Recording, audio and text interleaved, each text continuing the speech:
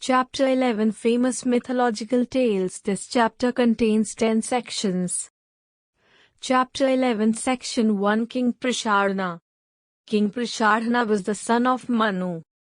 One day, he had gone to the forest on a hunting spree. He killed a cow by mistake. This cow belonged to an Agnihotri Brahmin who was performing a yagya. The Brahmin became very furious and cursed Prashadna to become a Shudra.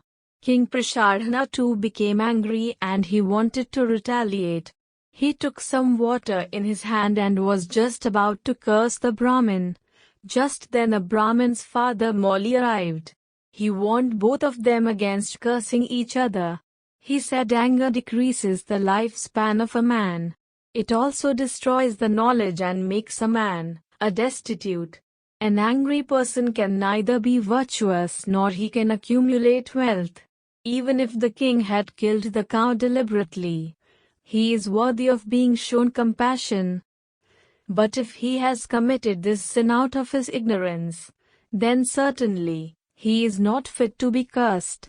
Therefore, O son, don't curse the king. The cow must have died because of her own past karmas. King Prashadna made salutations to the Agnihotri Brahmin and said in a loud voice, "Be pleased on me. I did not kill the cow deliberately.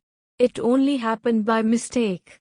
The Brahmin replied, "O king, I have never spoken a lie in my life. Even my curse which I have given to you will not go in vain." Sage Moli took his son to his hermitage. In course of time, Prashadna became a Shudra due to the curse. Chapter 11 Section 2 Prince Nabhag. Markandeya says Nabhag was the son of King Dishta. One day, he saw a beautiful woman who was the daughter of a Vaishya. He was very enchanted by her beauty and wanted to marry her. He went to the Vaishya and expressed his desire. The Vaishya was terrified at the prospect of facing the wrath of the king. He said, "You belong to a royal family whereas I am a poor man. There is no match between both of us. Why do you insist on marrying my daughter?" Nabhag was not amused at the Vaishya's reply. He threatened to give up his life if he was not married. The Vaishya went to the king and narrated the whole story. The king consulted his ministers and the Brahmins. The Brahmin said Prince Nabhag should first marry a woman within his own caste. Only then he can marry the Vaishya's daughter, otherwise he would be committing a grave sin. Nabhag was not satisfied by the Brahmin's decision. He decided to forcibly abduct the Vaishya's daughter. The Vaishya went to the king and sought his help. The king gave death punishment to Nabhag. Hearing of this punishment, Nabhag went into hiding. The royal army went in search of him and finally found him. Then a tough battle was fought and ultimately, Nabhag was victorious. The king himself came forward to fight with Nabhag. As the battle was going on, sage Narad appeared and requested the king to stop fighting. He said, "O king, please stop this battle. Being a Kshatriya, it is not proper for you to fight a battle with a Vaishya, which your son has become after abducting a Vaishya girl. He is not entitled to fight with you." Chapter 11 Section 3 Curse of Sage Pramati. Markandeya says the king stopped fighting at the request of Narad. Nabhag married the Vaishya girl. After the marriage, the king ordered Nabhag to follow a Vaishya's occupation. Nabhag got engaged in activities like animal husbandry and agriculture. With the passage of time, a son was born and who was named Bhalandan. When he grew up, his mother entrusted him the job of looking after the cows. Bhalandan knew nothing about the job he was entrusted with. He went to Sage Neep and told his problem. Sage Neep understood everything and taught him the nuances of handling various weapons, as a result of which, he became a master in this art. After this, Bhalandan went to Vasurat. the son of Pitravya, and demanded his share in the kingdom of his great-grandfather. Vasurat refused to give anything by saying, being the son of a Vaishya, you are not entitled to become a king. Bhalandan became very angry and attacked Vasurat with a huge army. In this battle, Vasurat was defeated. Now, Bhalandan had control over the entire earth. He returned to his father, Nabhag, in order to hand over the reign of the kingdom he had won in the battle. But Nabhag refused to take anything by saying, I have been cursed by my father to become a Vaishya. I cannot go against his wishes by taking over the responsibility of a king, as this would disturb the peace of my ancestors who are in heaven, and even I would not attain liberation. The second thing is that you have won this kingdom by your power and strength. It will not be proper for me to rule over this kingdom. Suprabha, the wife of Nabhag, was listening to their conversation. She could not stop laughing. She said, you are not a Vaishya, because I too belong to a Kshatriya family. During ancient times, a king named Sudev had a friend Nala. One day both of them went to the forest to hunt.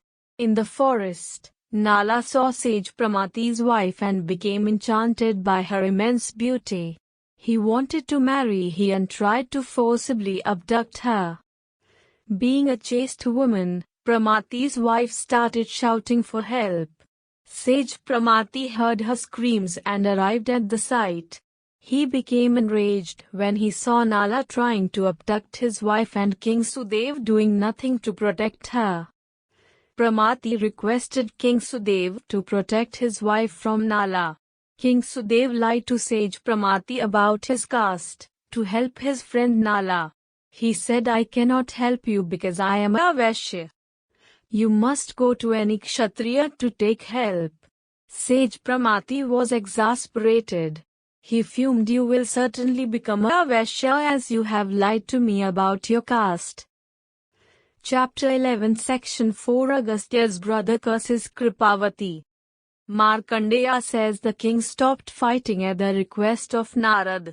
Nabhag married the Vaishya girl. After the marriage, the king ordered Nabhag to follow a Vaishya's occupation. Nabhag got engaged in activities like animal husbandry and agriculture. With the passage of time, a son was born and who was named Bhalandan. When he grew up, his mother entrusted him the job of looking after the cows. Bhalandan knew nothing about the job he was entrusted with. He went to Sage Neep and told his problem.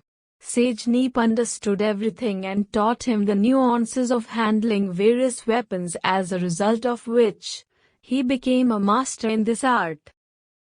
After this, Bhalandan went to Vasurat, the son of Pitravya, and demanded his share in the kingdom of his great-grandfather. Vasurat refused to give anything by saying, being the son of a Vaishya, you are not entitled to become a king. Bhalandan became very angry and attacked Vasurat with a huge army. In this battle, Vasurat was defeated. Now, Bhalandan had control over the entire earth. He returned to his father, Nabhag, in order to hand over the reign of the kingdom he had won in the battle. But Nabhag refused to take anything by saying, I have been cursed by my father to become a Vaishya. I cannot go against his wishes by taking over the responsibility of a king, as this would disturb the peace of my ancestors who are in heaven, and even I would not attain liberation. The second thing is that you have won this kingdom by your power and strength. It will not be proper for me to rule over this kingdom. Suprabha, the wife of Nabhag, was listening to their conversation. She could not stop laughing. She said, you are not a Vaishya, because I too belong to a Kshatriya family. During ancient times, a king named Sudev had a friend Nala. One day both of them went to the forest to hunt. In the forest, Nala saw Sage Pramati's wife and became enchanted by her immense beauty. He wanted to marry her and tried to forcibly abduct her. Being a chaste woman, Pramati's wife started shouting for help. Sage Pramati heard her screams and arrived at the site. He became enraged when he saw Nala trying to abduct his wife and King Sudev doing nothing to protect her. Pramati requested King Sudev to protect his wife from Nala. King Sudev lied to Sage Pramati about his caste, to help his friend Nala. He said, "I cannot help you because I am a Vaishya. You must go to any Kshatriya to take help." Sage Pramati was exasperated. He fumed, "You will certainly become a Vaishya as you have lied to me about your caste." Chapter 11 Section 5 Bhalandan and Vatsapri. Nabhag told his wife, "I would never accept the kingdom for the second time, which I had relinquished at the instruction of my father." He then instructed his son to rule over the kingdom he had won. Following his father's instructions, Bhalandan started ruling over his kingdom. Later on, he got married and begot a son named Vatsapri. Vatsapri was married to Saunanda when he attained youthhood. Vatsapri married her after killing the demon Kujrimbha. There was a king named Vidurat. He had two sons whose names were Suniti and Sumati. One day, while Vidurat was having his usual walk, he saw a large pit. He became very curious. Just then, a sage arrived at the scene whose name was Suvrit. Pointing his finger towards the pit, the king asked Suvrit as to what it was. The sage said, "A demon by the name of Kujrimbha lives inside this pit. He controls all the events which occur on this earth and in heaven. He possesses a mace called Sunanda and which was made by Vishwakarma. This large pit which you see is the result of the assault he made with his mace. This demon is very cruel and wicked. He torments the deities and destroys the oblation sites of the sages. There is one very peculiar characteristic related with his mace. The mace would become powerless if touched by a woman. But this is only a temporary change because it regains its power the next day. But this fact is unknown to the demon." After saying this, Sage Suvrit went on his way. King Vidurat returned to his palace and consulted his ministers. His daughter, Mudavati, was listening to their conversation. One day, the demon abducted Mudavati. The king sent both his sons accompanied by a huge army to bring her back, but the demon defeated them. The king made a declaration that he will marry his daughter to anybody who brings back his daughter and sons from the clutches of the demon. Hearing his declaration, Vatspri came to Vidurat and said, "Give me your permission. I will bring back your daughter and your sons after releasing them from the clutches of the demon." Vidurat gave the permission. Vatsapri entered into the Netherland through that large pit. A tremendous battle ensued between him and the demon. This battle continued for 3 days. On the final day of the battle, the demon tried to take the help of his mace and went to grab hold of it. But sensing that the demon was going to pick up the mace, she immediately touched the mace, as a result of which it became powerless. Being unaware of this happening, the demon attacked Vatspri with that powerless mace. But he could not harm Vatsapri. Ultimately, Vatspri was successful in killing the demon. Vatsapri released all 3 of them, Suniti, Sumati and Mudavati, from the demon's captivity and brought them back to the king's palace. After the death of the demon, Sheshnag acquired the mace. Mudavati's name was later changed to Sunanda, after that mace. King Vidurat became very pleased and married Mudavati to Vatsapri. Chapter 11 Section 6 The Kingdoms of Prangshu, Prajati, and Khanitra. Markandeya says Sunanda gave birth to 12 sons. Their names were Prangshu, Pravir, Shur, Suchakra, Vikram, Krama, Bala, Balak, Chand, Prachand, Suvikram, and Swaroop. After growing up, Pranshu became the king. Pranshu had a son named Prajati. Prajati had 5 sons, among whom Khanitra was one of them. Khanitra became a mighty king and was very famous for his religiousness and virtuosity. He distributed the kingdoms among his brothers. Shauri was made the king of the eastern region, Udavasu of the southern region, Muni of the western region, while Maharthi was made the king of northern region. One day, a minister of Shauri, Vishwavedi, instigated him against his brother Khanitra by saying, "O king, you must try to capture your brother's kingdom, as your kingdom is too small for your descendants to rule over.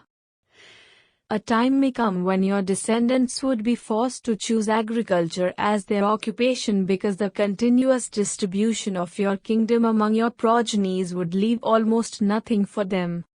Shauri said, "My brother is so kind to me.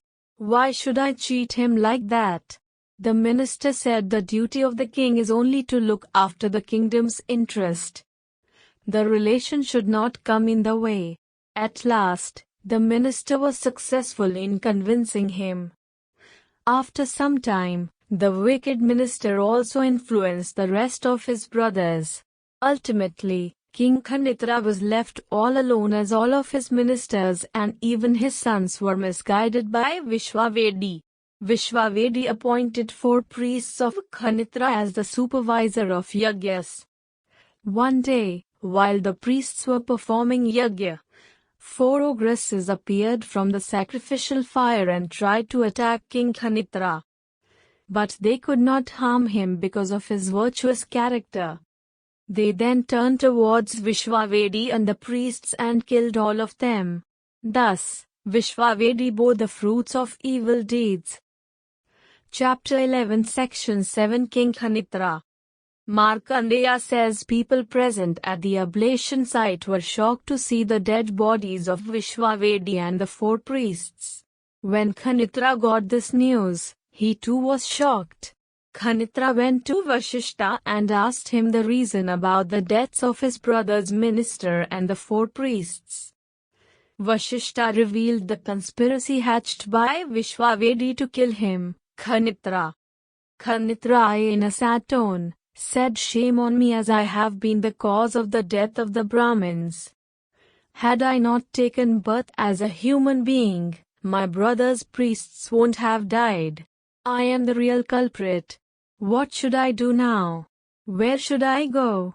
The remorseful Khanitra decided to relinquish his kingdom and go to the forest to do penance so that he could get liberated from the grave sins of causing death to the Brahmins.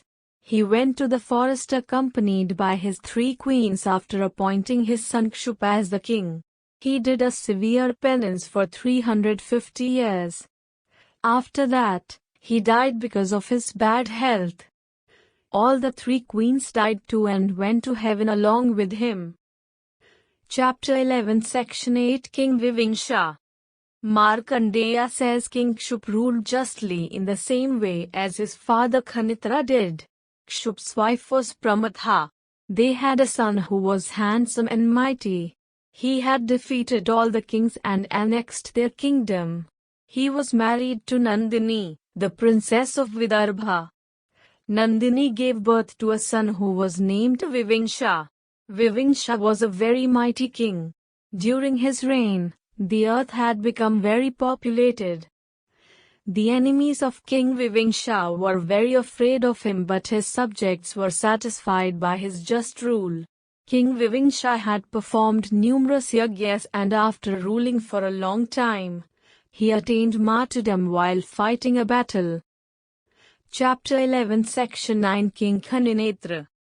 Markandeya says Khaninetra was the son of King Vivingsha. He was very brave and valiant. The Gandhavas had proclaimed that no one could match Khaninetra's benevolence, who had donated the whole earth after accomplishing 10,000 yajnas. Khaninetra had given so much wealth as donations to the Brahmins that there was no need for them to take donations for the rest of their lives. Khaninetra was sonless. One day, he went to the forest to hunt an animal for sacrificial purpose needed during Pitri Yagya. The performance of this yagya was supposed to bless him with a son. In the forest, he saw a deer that was cognizant of his desire. The deer requested him by saying, "O king, you can get my flesh by killing me." The king was very amazed. He asked the deer as to why it was willing to get sacrificed. The deer replied, "O king, I don't have any offspring. For this reason, I consider my life as useless." While the conversation was going on between the king and the deer, another deer came near them and expressed his desire to get sacrificed by saying, "O king, please kill me and get the flesh because the flesh of this sonless deer would be of no help to you." The king was astonished. He asked the second deer as to why he was willing to die. The second deer replied, "O king, I have numerous sons and daughters and this worries me a lot. Whenever my children go out in search of food, I become very anxious till they have returned to me safely. This way, I pass the whole day and night in anxiety." The king was very confused. He said, "I don't know who is superior between a sonless person and a person who doesn't have any son. Although I needed the flesh for the accomplishment of Pitri Yagya, but now after meeting both of you, I have become confused. It is true that a man has to face all kinds of sorrows because of their children, but yet, a sonless man is not complete and remains indebted. So, I have decided to get a son by doing a penance just like my predecessors did in the past." Chapter 11 Section 10 Karandham. Markandeya says King Khaninetra went at the bank of the river Gomti and started doing a severe penance to please Indra. After being pleased by his devotion and eulogy, Indra appeared before him.